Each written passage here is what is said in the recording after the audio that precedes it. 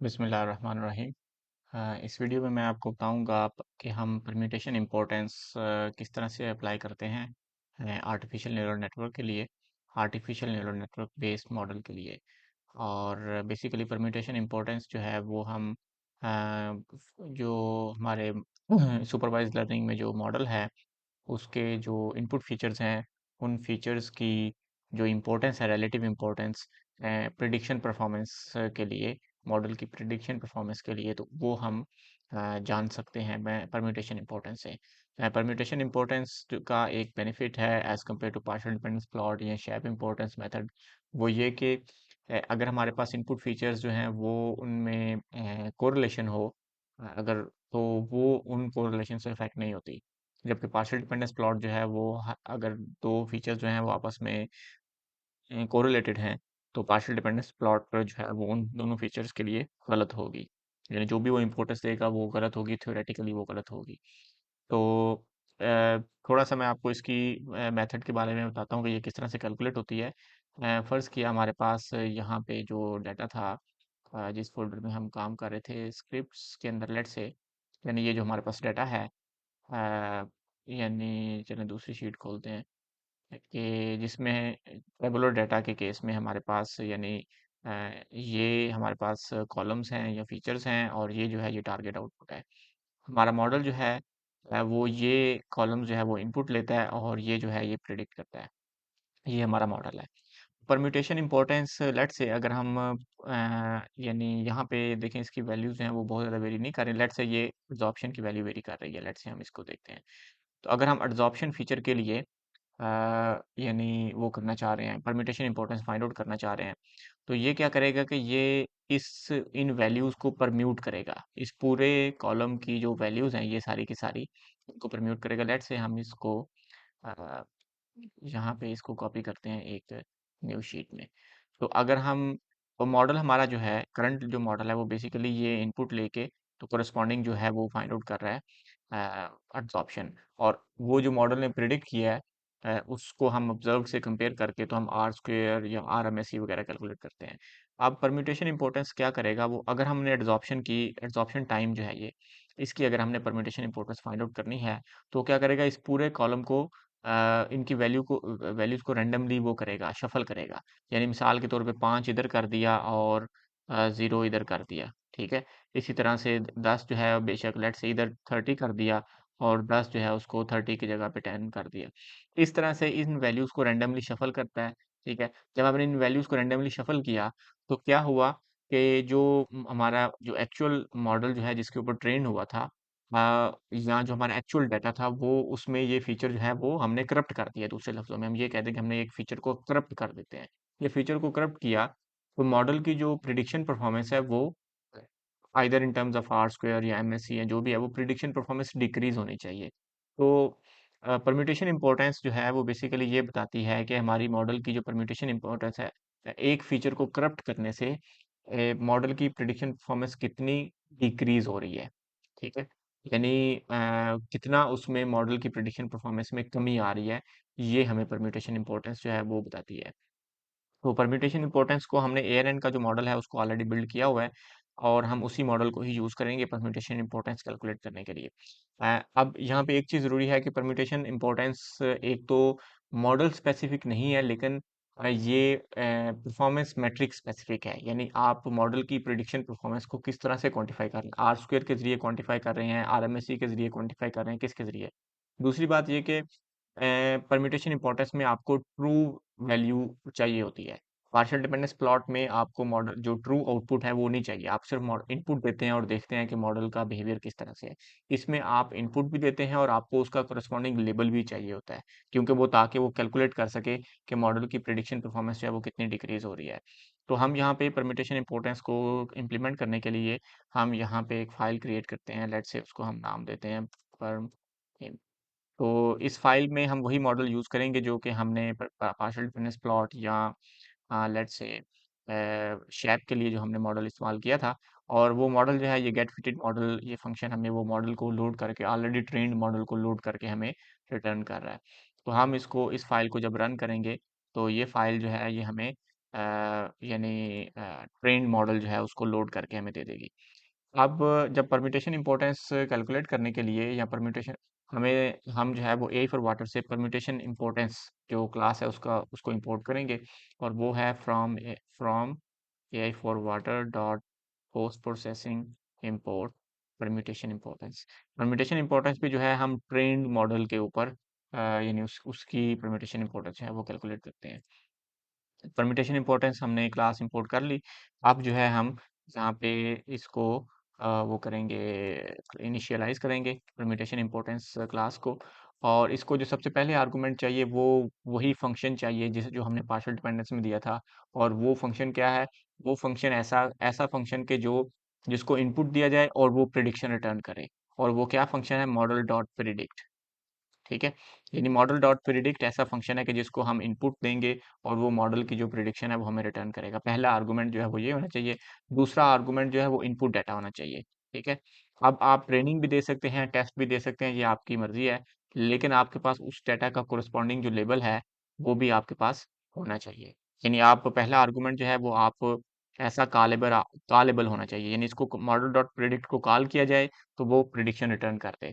ठीक है, और क्या उसको इनपुट क्या दिए जाए, ये आप यहाँ पे इनपुट डिफाइन कर रही हैं, और उसका जो ट्रू लेबल है वो आप यहाँ पे डिफाइन कर रहे हैं। ठीक है, इसके बाद चूंकि हमारे पास ये जो एक्स ट्रेन है इसमें कैटेगोरिकल डाटा भी है। ठीक है, नॉन न्यूमेरिकल डाटा भी है, और यानी उसको हमने उसके ज़रिए वन हॉट एन्कोडिंग के ज़रिए कन्वर्ट किया हुआ है, यानी न्यूमेरिकल फॉर्म में। तो हमें पता है कि इस 74 कॉलम्स में बेसिकली पहले 10 कॉलम जो हैं वो 10 फीचर्स को 10 न्यूमेरिकल फीचर्स को रिप्रेजेंट करते हैं, और from 11th column until 58th column जो है वो एक कैटेगोरिकल फीचर है एड्जॉर्बमेंट, उसको रिप्रेजेंट कर रहे हैं। और 58 से लेके यानी 59 से लेके जो एंड तक जो 14 कॉलम है 16 कॉलम है वो एक कैटेगोरिकल फीचर जिसका नाम डाई है उसको रिप्रेजेंट कर रहे हैं। तो इसलिए हमें अब पार्शियल परम्यूटेशन इंपॉर्टेंस क्लास को बताना होगा कि कौन कौन से कॉलम जो हैं वो अ, उसको कैटेगोरिकल फीचर्स को रिप्रेजेंट कर रहे हैं। तो हम उसके लिए यहाँ पे एक डिक्शनरी यहाँ पे इस तरह से क्रिएट करेंगे, और वो डिक्शनरी जो है उसमें हम इसको बता रहे हैं कि यानी कौन सा जो कॉलम है अ, वो उसको रिप्रेजेंट कर रहा है। सॉरी, यहाँ पे कैटलिस्ट नहीं होगा, ये अब्सॉर्बेंट, और ये जो है ये है भाई। ठीक है, तो ये कॉलम्स जो हैं बेसिकली रिप्रेजेंट कर रहे हैं उसको, यानी एड्जॉर्बेंट वाला जो कॉलम है वो 10 से लेके 58 तक हैं, और डाई जो है वो 58 से लेके 74 तक है। ये हम यहाँ पे इसको आर्गुमेंट देंगे cat map is equal to cat map मतलब कैटेगोरिकल मैप, यानी पता चल जाए कि कौन से कॉलम जो है वो कैटेगोरिकल फीचर्स को रिप्रेजेंट कर रहे हैं। उसके बाद हम इसको फीचर नेम्स बताएंगे, मॉडल डॉट इनपुट फीचर्स। ठीक है, और उसके बाद मैं यहाँ पे एन रिपीट्स आर्गुमेंट है, और इसकी मैं वैल्यू 20 कर रहा हूँ। एन रिपीट्स का मतलब ये है कि ये इसको कितनी दफ़ा शफल करके वैल्यू को कैलकुलेट करेगा, आर स्क्वायर या आर एम एस जो परफॉर्मेंस है उसको कितनी दफ़ा यानी कितनी दफ़ा ये प्रोसेस रिपीट होगा। हर दफ़ा एन रिपीट्स अगर 20 है तो इसका मतलब 20 टाइम वो शफल करेगा, मॉडल की परफॉर्मेंस कैलकुलेट करेगा और देखेगा कि कितनी परफॉर्मेंस कम हो रही है। और 20 टाइम अगर होगी तो हमें उसकी एवरेज या उसकी पता चल जाएगा कि मतलब उसको उसको हम बॉक्स प्लॉट के ज़रिए उसकी डिस्ट्रीब्यूशन जो है वो प्लॉट कर सकते हैं। तो यहाँ पे एन रिपीट्स जो है वो हमने यानी 20 किया है। ठीक है, उसके बाद और आर्गुमेंट जो है वो show is equal to let's say हम फॉल्स कर देते हैं ताकि हम इसको बाद में प्रोसेस कर सकें। तो इसको हम इन दोनों को हम यहाँ पे रन करते हैं। तो अभी हमने जो पार्शियल परम्यूटेशन इंपॉर्टेंस जो है उसको हमने यानी क्लास को इनिशिएट किया है। और इस केस में परम्यूटेशन इंपॉर्टेंस क्लास को जब आप इनिशिएट करते हैं तो ये बेसिकली परम्यूटेशन इंपॉर्टेंस को कैलकुलेट भी उसी वक्त ही कर लेता है। अब अगर हमने परम्यूटेशन इंपॉर्टेंस जो है उसको अगर हमने प्लॉट करना है तो उसके लिए जो कोड है वो है अ, ये जो हमने इस क्लास का इंस्टेंस था P I am P dot plot one D P I am P, यानी वन डायमेंशनल अगर हमें इसको प्लॉट करना है तो हम इसको इस तरह से बॉक्स प्लॉट्स की फॉर्म में इस तरह से प्लॉट कर सकते हैं। अब इस प्लॉट को समझने का तरीका ये है कि यहाँ पे आप देखें बेस को टॉप पे लिखा हुआ है, ये हमने आर स्क्वायर के लिहाज से किया था। आप इसमें बेसिकली स्पेसिफाई कर सकते हैं कि किस परफॉर्मेंस मेट्रिक के लिहाज से हमें परम्यूटेशन इंपॉर्टेंस जो है वो कैलकुलेट करनी है। बाय डिफॉल्ट जो है वो आर स्क्वायर है। तो इस केस में आप देखें कि ये सरफेस एरिया जो है वो सबसे टॉप पे है, और सॉल्यूशन पीएच जो है वो सबसे लो है। और इसका मतलब ये है कि सबसे ज़्यादा जो मॉडल की परफॉर्मेंस में डिटेरियोरेशन आ रही है, वो सरफेस एरिया फीचर को करप्ट करने से आ रही है। इसका मतलब ये है कि अगर सरफेस एरिया फीचर जो है उसकी वैल्यू चेंज होती है, तो मॉडल की परफॉर्मेंस सबसे ज़्यादा डिक्रीज हो रही है। उसके दूसरे नंबर पे इनिशियल कंसंट्रेशन, उसके बाद पैरालिसिस टाइम, इस तरह से। और वो कितनी डिक्रीज हो रही है, ये राइट साइड जो एक्स एक्सिस है उसमें ये बताया हुआ है। इसका जो वैल्यू है वो रिप्रेजेंट करिए कि मॉडल की परफॉर्मेंस कितनी डिक्रीज हो रही थी। यानी जीरो का मतलब है कि कोई भी डिक्रीज, यानी सोल्यूशन पीएच और वॉल्यूम जो है या पोर वॉल्यूम, इनकी वैल्यू को चेंज करने से मॉडल की परफॉर्मेंस में कोई ख़ास चेंज नहीं आ रही, तकरीबन ना होने के बराबर। लेकिन सरफेस एरिया, बाकी फीचर्स हैं उनकी उसमें, यानी सरफेस एरिया को चेंज करने से इवन मॉडल की परफॉर्मेंस जो है आप देखें कि तकरीबन ज़ीरो हो गई, आर स्क्वायर जो है, ठीक है।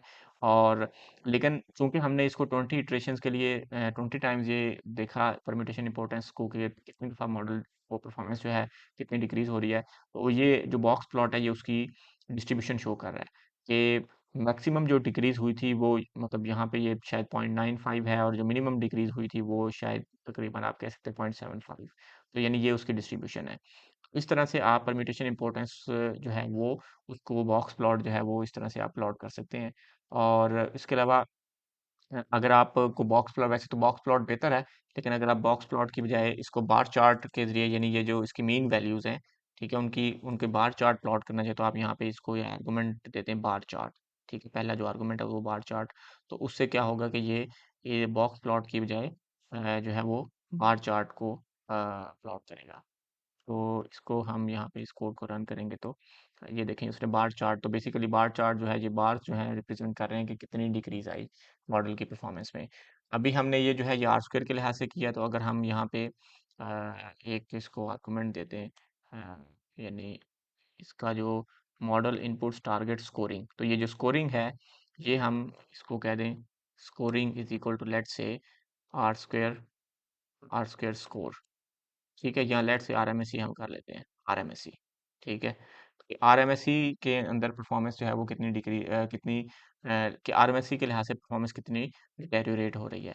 हमें अब जो है ये दोबारा से इसको रन करना होगा, और इसके बाद हम जब ये रन हो जाएगा तो हम ये इसको दोबारा से कॉल कर सकते हैं। अब ये है कि आरएमएससी के लिहाज से भी आप देखें कि पैटर्न जो है वो रफली सेम है, यानी सिर्फ थोड़ा सा यहाँ पे इनिशियल कंसंट्रेशन और पैरालिसिस टाइम में थोड़ा सा यानी डिफरेंस आया है रैंकिंग में, लेकिन रफली जो है वो हमारे पास पैटर्न जो है वो, यानी रैंकिंग जो है वो रफली सेम है। दूसरी चीज़ ये कि आरएमएससी जो है वो बेसिकली इंक्रीज होती है, यानी परम्यूटेशन इंपॉर्टेंस के दौरान जब हम एक उसको फीचर को करेक्ट करेंगे तो क्या होगा, आरएमएससी इंक्रीज होगी, ठीक है, लेकिन वो जो है आर स्क्वायर जो है वो डिक्रीज होगा। तो इस केस में आर जो यानी एक्स एक्सिस है वो बेसिकली ये शो करा रहा है, यानी विदाउट करप्टिंग एनी फीचर, जो हमारे पास आरएमएससी थी वो थी 36.626, और जब हमने इनको इस फीचर को करप्ट किया तो ये 36 से इंक्रीज होके 500 तक चली गई। ठीक है, या मसलन 490 तक या 480 तक चली गई। तो ये डिफरेंस आपको ज़रूर पता होना चाहिए कि कुछ परफॉर्मेंस मैट्रिक के लिए जो इंटरप्रिटेशन, यानी परफॉर्मेंस मैट्रिक के टाइप के ऊपर डिपेंड करता है कि वो परफॉर्मेंस मैट्रिक इंक्रीज होनी चाहिए या डिक्रीज होनी चाहिए। लेकिन इस केस, यानी दोनों केसेस में जो इसकी जो रैंकिंग आती है वो सेम चीज़ शो कर रही है कि आरएमएससी ऐसी परफॉर्मेंस मैट्रिक के जिसको डिक्रीज होना चाहिए, जैसे आरएमएससी है, एमएससी है, यानी जो एरर्स हैं, तो उनको उनकी जब हम परम्यूटेशन इंपॉर्टेंस फाइंड आउट करते हैं तो एक्स एक्सिस जो ये शो करा रहा है कि बेस स्कोर से या बेस वैल्यू से कितनी जो एरर है वो कितना बड़ा है, जबकि आर स्क्वायर के केस में वो ये बता रहा होता है कि कितना आर स्क्वायर जो है वो कम हुआ है।